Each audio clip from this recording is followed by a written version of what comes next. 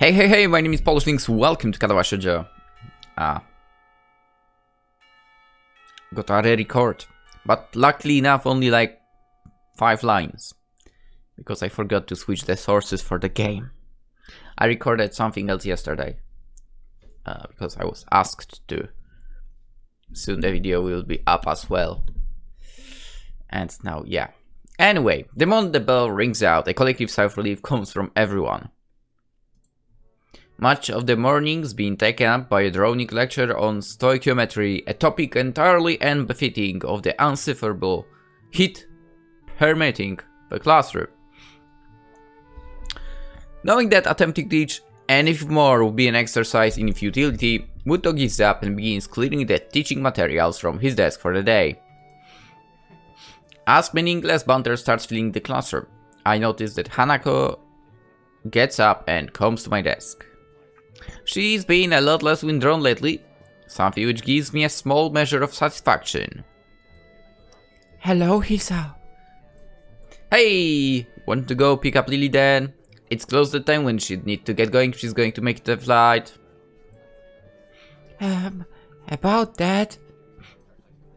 She said she might be held up a bit by her classmates.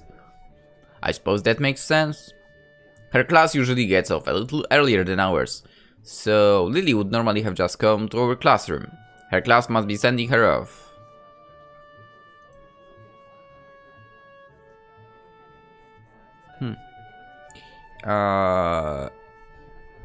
Never mind. We can wait outside the classroom for once, right? She gives a small giggle before nodding, the two of us taking our things and leaving for classroom 3-2. When we reach our destination, I stop in the idle amusement at the scene inside. One of the shorter girls from the class has Lilly wrapped in an enthusiastic hug. Her head no higher than Lilly's chin. Her other friends, of which there are several, are gathered around her as well. Lilly simply smiles kindly and hugs her back. I guess Lilly must be pretty popular compared to Shizune's. Yeah, complete opposite, yo. But then again, I mean personality, yeah. But compared to Shizune's harsh dictatorship, it's not fair. Of 3-3, Lilly seems more like a mother figure for 3-2, so better. To say nothing of her height and looks. Kenji's pointedly cool demeanor as he packs up his things and his seat in the back corner of the classroom is expected. He's no doubt far from a fan of the fuss being made about Lilly's leaving. Look beside me and seeing Hanako following my gaze, I decide to finally enter the room. Eternally, just me and Hanako. Hanako withers noticeably when exposed to the din being paid around Lilly. Trust she might, I doubt she'll ever completely get over her social anxiety. Hello. Lilly managed to work out our position reasonably well, her classmate detaching herself without a second word. A look of slight expression is written on Lily's face, for I can't say I blame her. Hello, Hisao. Hanako. Do we have much time before the flight leaves? No. Probably not. Don't mind me clicking on the site right now. This is not important, but I need to click anyway. I give a quick glance at my watch. Taking a trip to the airport into account, there's a good 10, maybe 15 minutes left while still allowing for contingencies. That's not much time. Then again, I wouldn't know. I mean, technically, I've never flown anywhere. Unfortunately enough. Fuck 2020. It's its fault. Yeah, we still have a few in skill. I wouldn't worry about missing it yet. Is this Hanako? I think we've just inadvertently became entangled in Lilly's social web. The girl's probably part of the legally blind faction of the class, like Kenji, given her almost window pane-like spectacles. Her short, roughly cut hair gives her a look that fits her excitable expression. Hello. She takes Hanako's hand and pulls it up and down enthusiastically. I really don't get how girls can be so social to someone they only know as the friend of a friend. While Hanako exchanges nervous greetings, I look around the room for my short and overdressed next door neighbor. Try as I might, he seems to have slipped out of the classroom without anyone noticing. For a moment I tried to think of possible career paths that could reasonably benefit from his single skill, before putting my mind to more pertinent matters. Lily seems pleased, if somewhat guarded, about the enthusiasm Hanako suddenly excited from those around her. She might not see it, but Hanako was much less panicked about the affair than I anticipated. Shuffling my way through the gaggle of classmates, I eventually managed to reach her. Don't worry, Hanako is fine. Thank you. I thought she might be overwhelmed by them. Don't worry, we'll be gentle. What? Both of us grimace in unison. Hanako's nervous grin stays plastered on her face as another couple of girls move in to meet her. It's kind of amazing that even just a month ago she'd never have been able to cope with a situation such as this. Even when I first met her, the two of us, completely alone, she sprinted from the library. So, got everything you need? It's all packed. I just have to go to my room to pick it up on the way, and Hanako and I need to change. Chottomate. Are you two going together? I guess we'd better get going then. Hanako? Hanako's head flicks up towards us in a flash, her face rather unmistakably appreciating the chance to extricate herself from the small group gathered around her. Copy. The long taxi ride to the airport is surprisingly pleasant. Also seems like my neighbor must have been driving there, given that that sign is clearly being hit by something. Anyway, the long taxi ride to the airport is surprisingly pleasant, despite the three of us being rather squashed together to fit in the small backseat. On the other hand, maybe despite isn't the right word. Yeah, I mean, the sign thing, yeah, my neighbor did kill the sign that is in our, like, apartment complex area while trying to park. I'm pretty sure he was drunk, by the way. Like, he literally smashed that sign with the back of his car while parking, and no, let's not go, forward. Let's go backwards even more. Yeah, definitely drunk. Ridiculous. Anyway, Lee pays the fare to the driver as we file out. Hanako's eyes filtering left and right. Thankfully, there aren't too many people around, most of them being inside the main building rather than milling around outside. To be honest, this gives me the vibes more of a hotel than an airport. Then again, I literally only have been to one airport, which I never went into, because I was just dropping my parents there while they were going on holidays long ago. I mean, actually not that long. Okay, it was long ago. So I already had the license and own car. Anyway, it isn't hard to spot Akira and Hideaki leaning against a fence while talking to pass the time. Why is this one here? A large black travel bag, complete with wheels and travel handle, leans against the fence alongside them. Hideaki is the first to notice us, pointing us out to Akira, who gives an over-enthusiastic wave. Hey! I grab Lee's travel bag for her as we go to meet the two, earning a note of appreciation.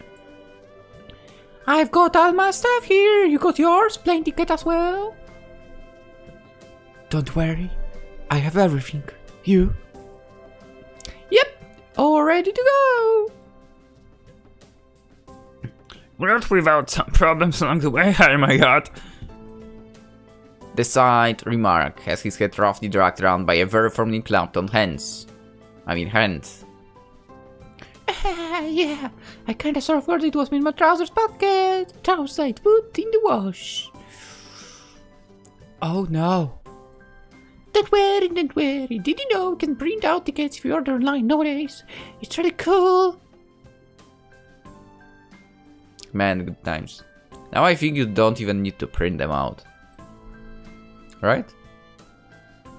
You can have them on a phone app, I believe. Maybe I'm mistaken, but I think it's a thing. Hideaki's pained expression says that this wasn't a solution found quickly. It could have been worse, I guess. We'd better start off then. Check-in should be ready by now. Yeah, you're right.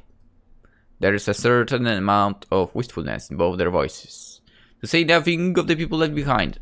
Meeting their family again after all these years would be big for them. Oh, that's nice outfit. Lilly. Hanako wraps Lilly in a gentle hug to say goodbye. One dish is warmly reciprocated. Lilly and I share a brief hug afterward, each of us saying our goodbyes. Beside us, Akira and Hideaki break off from a small hug and a word or two between them. It would probably look quite nice if not for the almost comical height difference between the two. Okay, come on, that's not big. Okay, maybe that's a big difference. I'm not sure. Lilly takes a hold of her sister's arm once all that needs to be said in farewells is said, the two walking past the huge glass door. Goodbye, Hisao. Hanako. See ya! Don't do anything stupid, shorty! We wave them until they disappear from sight in the throng of people moving about inside. And then we're alone. Well, that's that.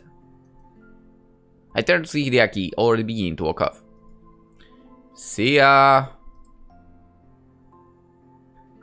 I throw a hand in the air, in a manner I expect of Akira. In the end, just Hanako and me left standing outside. I rest my hand on her shoulder. She absent-mindedly gazes towards the front doors of the building, as she might catch a glimpse of either of the two before they disappear. Don't worry, the time will pass fast. She hesitates for a moment, but eventually nods. With the scorching heat of the summer sun beaming down on us, we make our way to the nearby bus stop. It's strange, really.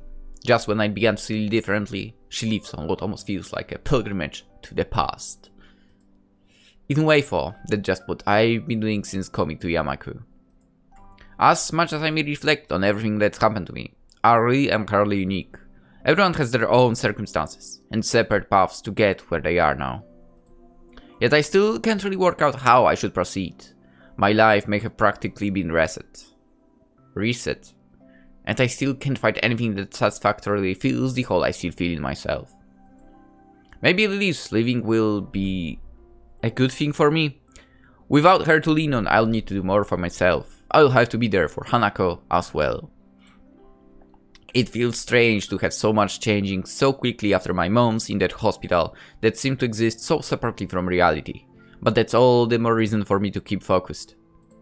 I can't let any opportunity slip out of my fingers in an attempt to rebuild my life.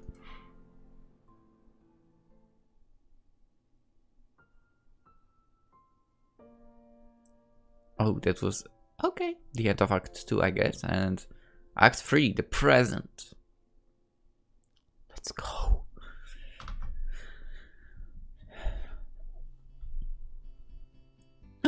I rest my chin in my hand as I absent-mindedly look out of the window. Yet another of Muto's lectures, droning on and on, as if it were endless. The summer sky is almost alluring in its bright cerulean splendor. Only the odd passing cloud breaks up the deep blue expanse. This feeling of longing is probably the outdoor side of me yearning to escape. Nakai, could you answer this? Huh? That side of me is lost to the past now, for.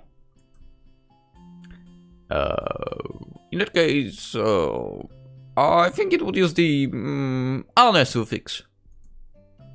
Correct! Moving on, the suffix 4. As my attention towards Muto slips once again, I spot Misha give me an enthusiastic thumbs up and nod at her to settle her down.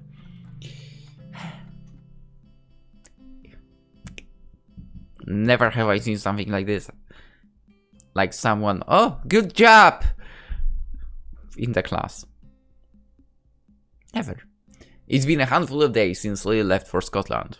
Days which have passed relatively peacefully. Life largely continued as usual, in contrast to what I'd expected. While thoughts of her have danced around on the edge of my mind since she left, present events managed to subdue them, at least for the time being. So I found myself idly chatting with Hanako, as usual, when lunchtime finally rolls by. Are the later ones in the series good as well? Not really. You're probably best off just sticking to the original. His later books did live up to it, other than maybe God Emperor. Thanks. I wasn't really sure if... Oh no. As Hanako steps to the side, I see Shoujo stride up in her typically business-like manner, flanked by her ever-present bright-haired shadow. Trust my might, I can read anything of their intent from their faces. Shoujo's poker face. I mean, she only has bad thoughts, let's face it. And Misha's seemingly boundless cheerfulness are a devilish combination. Morning! Hi. I accentuate the greeting with a nod to Shoujo in order to get to the point across. She promptly and curtly turns the gesture to both of us. It's been a long while since I've really talked to either of them, and that's good. For a while I thought they might be avoiding me, hopefully, but I eventually came to the conclusion that Shoujo really isn't the type to do so. Morning! She just said that Muto wants to see you sometime. Because of this statement, my face contorts as if I'd just eaten spoiled food, giving Misha no end of amusement. No idea how it is to eat with spoiled food, to be honest. Anyone feeling with trouble, Hichan? You may not be aware of it, but you have the least to worry about out of anyone in the class. What an unexpected vote of confidence. Even Hanako nods hesitantly to affirm the point. Thanks, I'll keep that in mind. There was something I wanted to ask you for. And what might that be, Hichan? I have a feeling this won't go over well, but here goes. Is there any reason why you and Lilly don't get along? It seems like even civility would help you both in your duties. Shoujo's cold stare after Misha happily signs the word stops me in my tracks. In hindsight, I really could have worded that better. Out the corner of my eye, I'm sure I see Hanako move back just a little. Thankfully, Shoujo notices this and lets her temper dissipate as she forcefully runs her hands through her hair to let off steam. Perfectly on cue, Misha begins interpreting the second Shoujo's arms begin to move. I would say that such matters aren't relevant to you, but since you seem to have befriended Lilly. She paused to adjust her glasses, evidently attempting to articulate her point in the best possible manner. Well, I assume the same of her. I cannot call my own views on the matter unbiased. Suffice to say, we're closer before than we are now. Shoujo makes a quick gesture to Misha to stop her from interpreting, then has a quick meeting with her before proceeding. The fact that two can communicate so easily yet so secretly right in front of us is slightly disconcerting. Hanako seems to share my curiosity at the proceedings, looking on with thinly masked interest. As they finish their opaque conversation, Misha looks slightly deflated. I guess her opinion on the matter wasn't followed. Shichan said you should ask Lilly about it, as she does want to be the one that gets you involved. Well, I'll just have to ask her after she gets back. At least I got some information out of this one. The two having been on close terms means that they weren't always at each other's throats, or at least not quite to this extent. Who knows? Who knows? I understand. Thanks anyway. With not and a farewell, the two break away and walk out the door. No doubt headed straight for the student council room.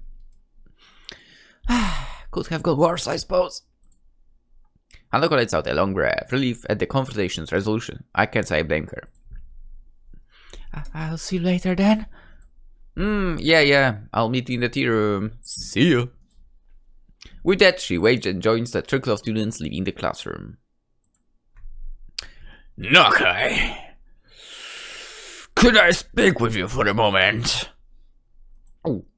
Delivered in his typical modest manner, he apparently decided I need a reminder to see him already. Eventually, I finished packing up my things. By the time I reach his desk, the classroom is close to empty. Yes, sir? He looks up, taking measure of my face before giving an awkward, rather obviously acted chuckle. No need to feel guilty, you're not in any trouble. I just want to ask you something. I've asked a few of the other students so far. That's something at least. For a moment, I thought of my maxim of keeping my head down and pen up had failed me. So, what do you want to talk about? To start with, what do you think of your progress in this class so far? Good or bad? I detest that kind of question. For a fair amount of time I try to think of a response that is neither pathetically humble nor cocky. I'd say I'm doing okay. The work doesn't seem too hard and I'm doing better on the test than I thought I would. That's a good answer. A correct one too. I give a mental sigh of relief at his satisfaction. To say that I don't gain a little pride from a first comment would be a blatant lie. In the maelstrom of thoughts clouding my mind after learning that I'd be transferring to Yamaku, my school grade seemed utterly unimportant. Being entirely clueless as to what skill level would be assumed of me once I actually get here, I was hugely relieved when I found out that I understood well enough the schoolwork we'd be doing. I know your circumstances might have thrown a wrench in the works, but have you given any thought to the future? Sure.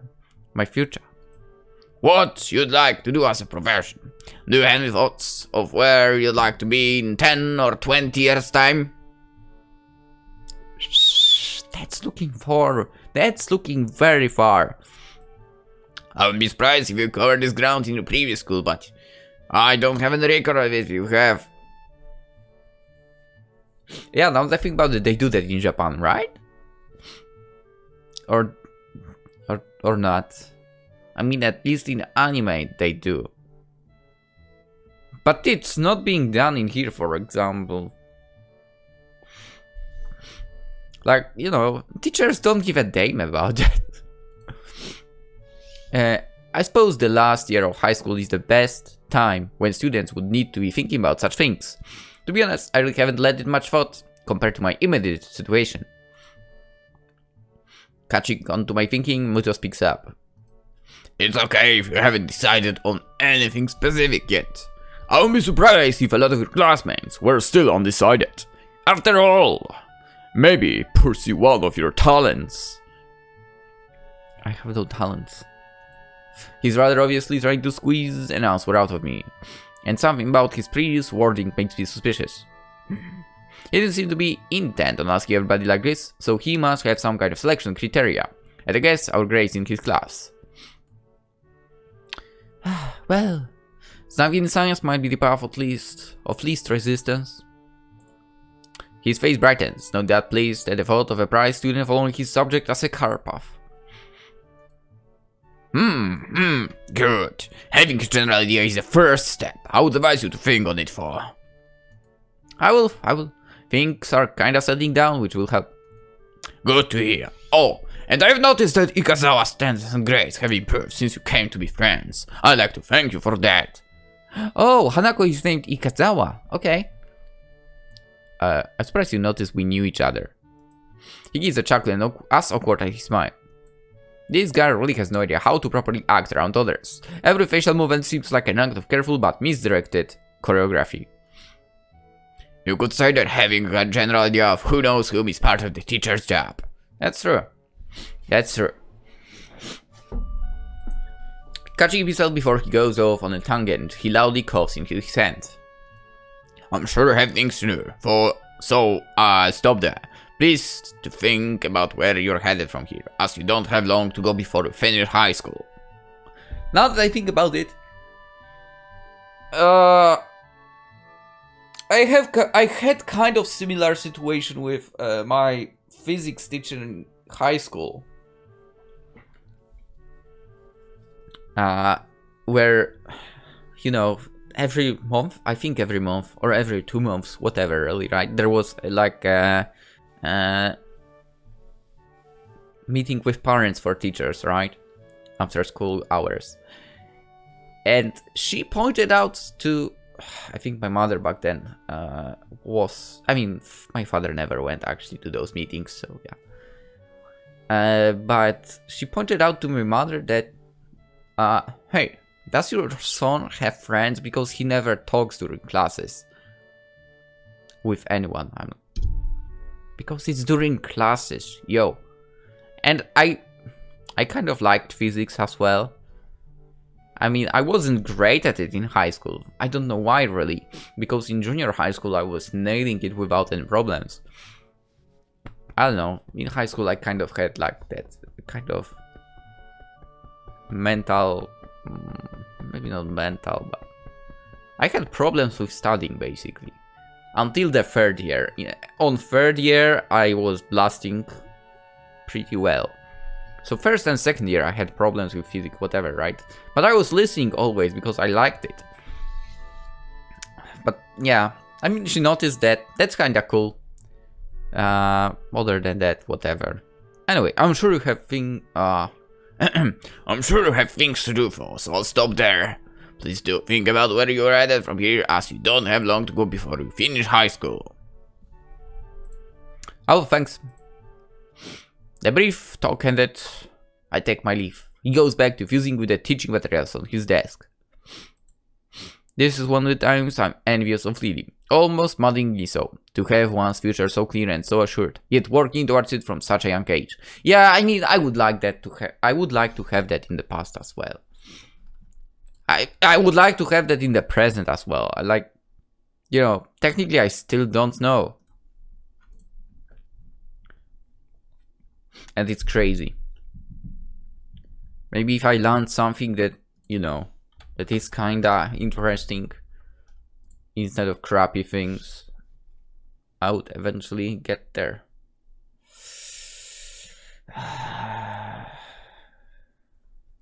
Anyway. It's an idea so utterly irreconcilable with my own thoughts, mired in the present day just as they've always been. Oh, come on. Now the intermission.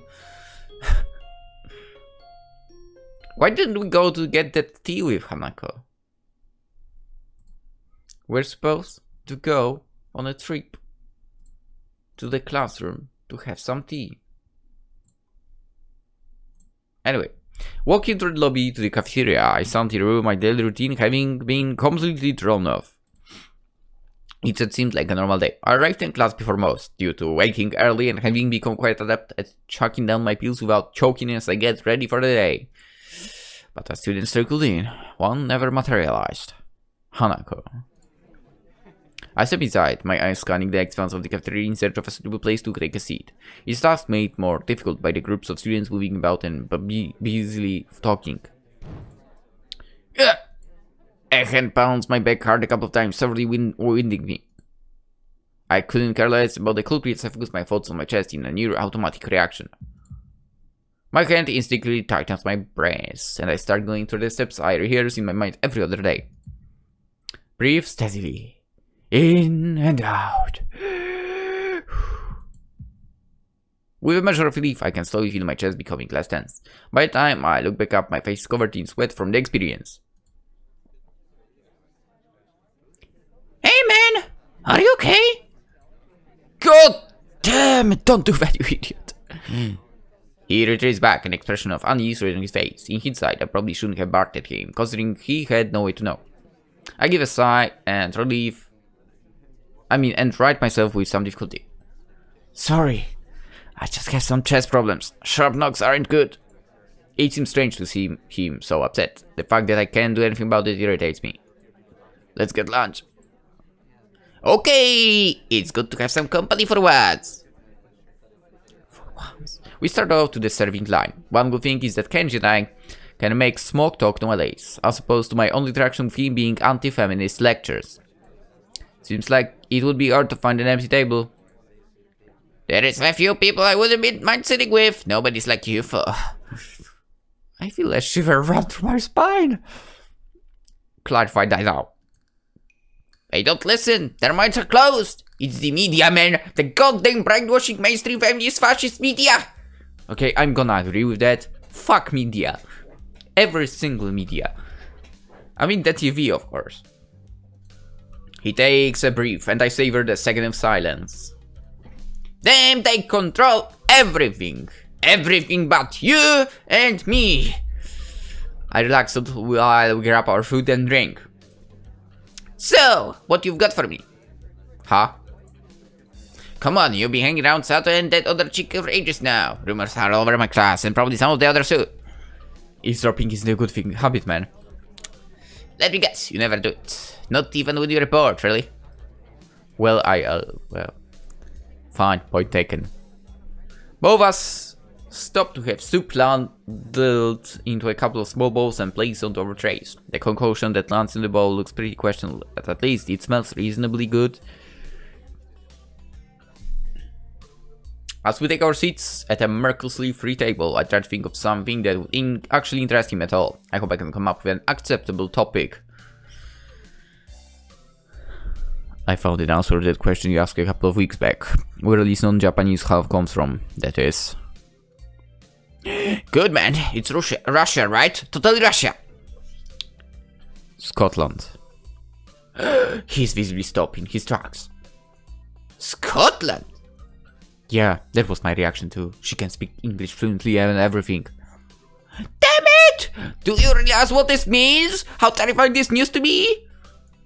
I think he's hyperventilating. Passing out for a while would probably make him more relaxed than he normally is. Yo, I want to listen to him. Let's humor him. I have no idea what it means. Enlighten me. I just lost 1,000 yen, man. 1,000 yen. This is the worst thing ever. You're kidding me. You made a bet about her nationality? One of the dudes in my class was bugging me about it. I gave him some of my wisdom, and he had the audacity to say my logic was wrong. So what do you think? Germany or something. It doesn't matter. What does matter is my 1,000 yen. Damn it! This day's ruined thanks to her. What the? I won't say this. He looks utterly devastated as he woos down several clumps of his soggy soy-soaked rice. It only takes a few mouthfuls before he pokes his chopstick at me, stabbing the air repeatedly in revelation. Why? What? Didn't your mother ever tell you not to speak with your mouth full? Yeah, please don't do that. It annoys the hell out of me as well. He gives me a dirty look before choking down the rest of the food left in his mouth and taking a gulp of juice. It's rather unsightly. Remembering my own food sitting in front of me, I decide to get the task of eating the cafeteria food over and done with as fast as possible. The sooner I do so, the sooner the experience will be over. So, as I was saying, why would anyone want to live in that place anyway? I mean, what is there to see? Grassy plains. That's it. Lots and lots of grassy plains. And men in kilts. I'm not sure which is worse, this food or his worldview. I can feel my face being dragged down by their combined wave. Not that he'd notice or care. It's not that bad. Why do you care about her so much anyway? She's just your class representative after all. He gives a malevolent chuckle. Were this anyone but Kenji, I'd feel uneasy at how he sounds. I finally found the chink in the feminist legions armor. It took a while, but I'm confident this is going to be how we can bring down the whole system. I'm about to blow your mind. Are you ready? I tune out his rambling for a moment as I finish my rice and start on the unappetizing soup. One taste is enough to confirm that it's cold. Ready as I'll ever be. I confirmed that Lilly is in the mafia. What? Alright, stay with me for a second here, and I will describe the scene. I wish I could do otherwise. Liz there, walking down the street after school. You're not stalking her, are you? No, Damon, I do have some cells of self-preservation. But not dignity, or morals, or social standards. Anyway, as I was saying, this guy pulls up to her, next to her, and guess who steps out? A man in a pinstripe suit. Waves her in. Then the two live just like that. I tell you, man, she's under protection. Under protection! A man in... oh. The sister, Akira. I can see where this is going now. It takes effort not to sign in expiration. I do anyway.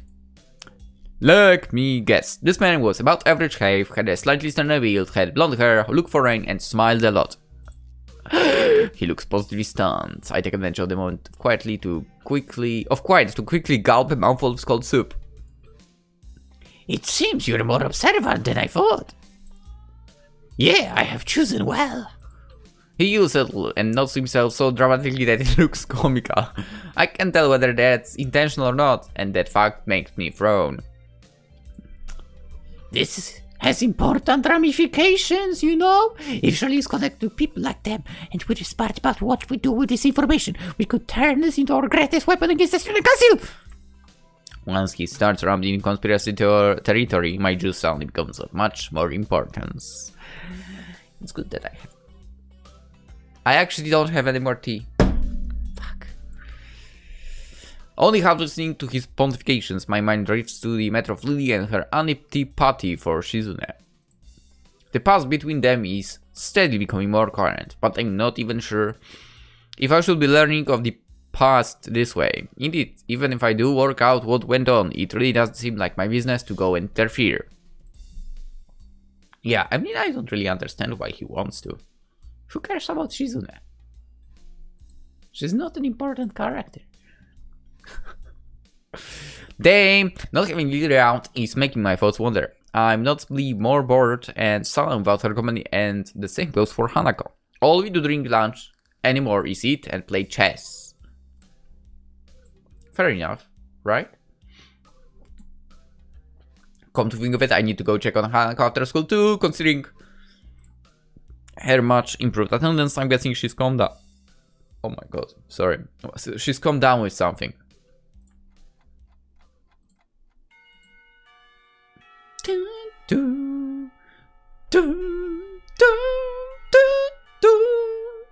Oi, Nakai! I stop as I'm about to leave the classroom, turning on the ball of my heel to meet Muto. He's rolling out to me a couple of the worksheets we'd worked on during the day with his long, lanky arm. Would you mind giving this to Ikazawa? I'd normally ask one of the girls to it, but I assume you'll be checking her. For a moment, I briefly considered the possibility of that being more than an innocent prediction. I quickly discarded the idea as it's hard to think of him acting in such a Machiavellian way. It's not like in his nature. Sure, no problem. Walking up the hallway of the girls' dormitory, several ideas of why Hanako's being absent float around my head. The most obvious of them is just a simple cold. That said, she may not even be sick at all. It's been almost a week since Lily left, and despite her at least appearing to be normal, I've suspected she's somewhat more insecure about it than she's letting on. Eventually I come to Hanako's dormitory room, its simple brown door separating us. Her room's position next to Lily's is extremely convenient, and probably a large contributor to their meeting in the first place. Grimacing slightly at the prospect of her being sick, I rap my knuckles on the door. Silence. I listen intently for any sound of shuffling coming from inside, but I can't hear a thing. I knock on the door again, slightly harder. Still no answer. How strange. A door opens behind me. A freckled and somewhat scrawy underclassman I don't recognize comes out and is briefly taken off guard by my presence. Hi? Let's save the game. Thank you. Ask. Actually, this may be rather fortuitous meeting. Excuse me. Do you know if Hanako's come out of her room today or not? She doesn't seem to be answering. Ikazawa is Ikazawa. Her not answering door is totally normal. The tall foreign girl is the only person she will ever talk to after all. She gives a shrug before walking down the hallway, having much more important matters to attend to than Hanako or me. Her dismissive attitude annoys me. Me too. Hanako must have a reputation as a hermit. A reputation that doesn't seem outright undeserved, at least in the time before we met. Scratching my head, I make one last attempt at getting Hanako to answer as I knock on the door one final time. Hanako, just me! Muto said to give you some stuff! For a while, the attempt seems just as unsuccessful as the last. Just before I slip the sheets under the door, I can hear the handle rattling. As the door opens hallway, I do my best to look Hanako over as quickly as possible. It's a task made somewhat more difficult by her oversized gown hiding so much of her body. She doesn't look sick, or at least not immediately so. To be honest, I'd have preferred that to her expression right now. Hi Hanako, Muto want me to give you these since you were in class today. I hold out the loose sheets, which she tentatively takes in her hands. The way she moves is weird, devoid of thought, as if she's some kind of mechanical automaton rather than a living being. Are you... okay? If you're feeling sick or anything, I could get the nurse. It feels almost pitiful to put on such a routine. Get well soon, act. I can't think of anything else I could possibly do for her. She seems to collect herself a little at the notion, but only a little. I'm fine. Okay.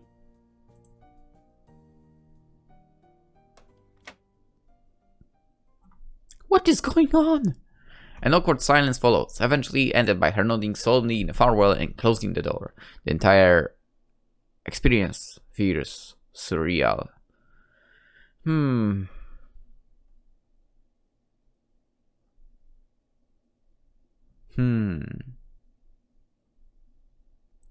Okay, I'm not sure now. Your choice. Okay, exercise. Yes, okay. This goes the same. Bad shape. I would need to do a different this thing. I mean, we are not on...